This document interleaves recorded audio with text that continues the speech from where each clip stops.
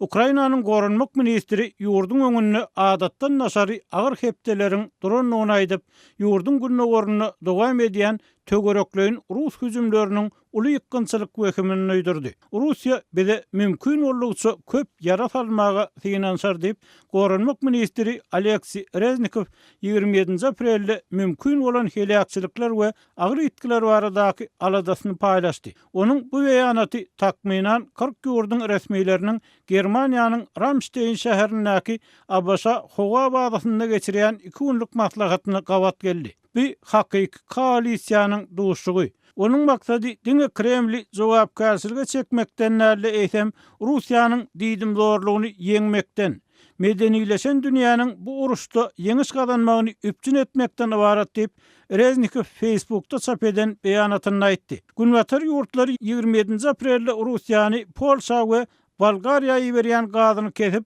şantaj etmekde aýplady. Aktam Russiýanyň NATO'nyň iki ýaranyna garşy alyp barýan hereketiniň energi üpçünçiligini yaraga öwürmek bolanlygyny we Washingtonyň muňa garaşanlygyny aýtdy. Polşanyň premier ministri Mateusz Morawiecki Russiýanyň bu hereketini öz ýurduna edilen göni hüjüm diýip atlanyrdy we Polşanyň güýden başlap Rus gazyny satyn almajakdygyny aýtdy. Ýewropa Komissiýasynyň başlygy Ursula von der Leyen Kremlin Ýewropa Birleşigi döwletleriniň arasynda bölünşik öretmek finansyanyň ýene-de başa barmanlygyny aýtdy. Ol Ýewropa Birleşiginiň bu ssenariýa taýinlygyny aýtdy we gassagly meýilnamalaryň düzülenligini hemde degişli jogabyň çalasyn jewislikde we utgaşdyrylan ýagdaýda beriljakdygyny belledi. Polşa Ukrainaga getirilip berilen ýaraglaryň köpüsiniň esasy derwedesi bolan bolsa, Bolgariýa Gara deňiz kenaryndaky täze NATO gonolgasyny günwataryň sögüş uçarlaryny kabul etdi.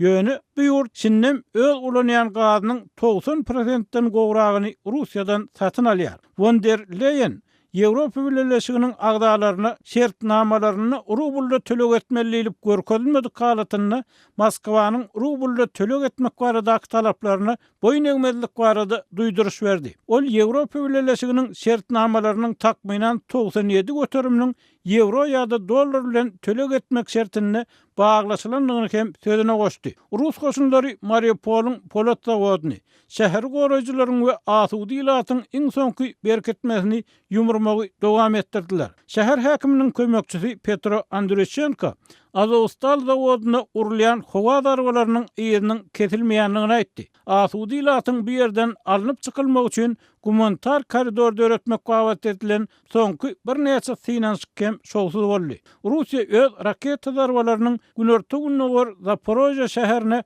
günwatar ýurtlardan getirilen we bu ýerdäki alümin zawodunda saklanýan ýaraglaryň we ok därleriň uly bölegini ýok edenligini öňe sürdi.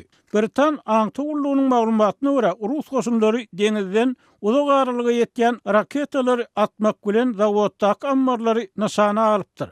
Ýöne bu darbalar netijesinde anyk haýsy ýaraglaryň urulanlygy anyklaşdyrylmaýar. Ukrainanyň gorunmak ministrligi 27 aprelde Demirgazyk günnäwer Kharkiw şäherindäki Velika Kumyshwaka we zawod owalarynyň günnäwer Donetsk sewtindäki Zarishne we Novotoskivsko owalarynyň ruslaryň gödäwçiligine geçenligini aýtdy. Olar bu ýerleri Russiýa tarapyndan anneksiýa edilen Krymyň günnäwerini orsiýetçi separatistlaryň gödäwçiliginde galýan ýerler bilen birikdirjek bolýany meňdeýär diýip habarda berilýär. Russiýanyň gorunmak ministrligi 26 aprelde Russiýa bilen guryer baglanşygyny üpçün etjek sebäpde ýerleşýän Kherson sewtini dol gödäwçiligi alanlygyny aýtdy. Kherson sewtiniň häkimi Gennady Laguta 26 aprelde çap eden video ýüzlenmesini basyp alyşlygyň öz administrasiýasynyň bu ýerden gitmäge mezur bolanlygyny aňladýanlygyny aýtdy. Ukraina bilen ara çäkleşýän Transdniestriň Russiýa tarapyndan gollanýan separatist sewtini bolup geçen soňky partlamalar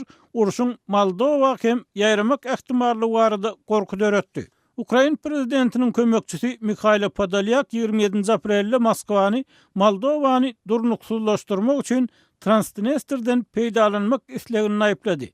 Egerde Ukraina ýan berse Rus goşunlary ertesi gün Kişinevň derwedesinde bolar diýip Podolyak Moldowanyň paýtagtyny nazarda tutup aýtdy.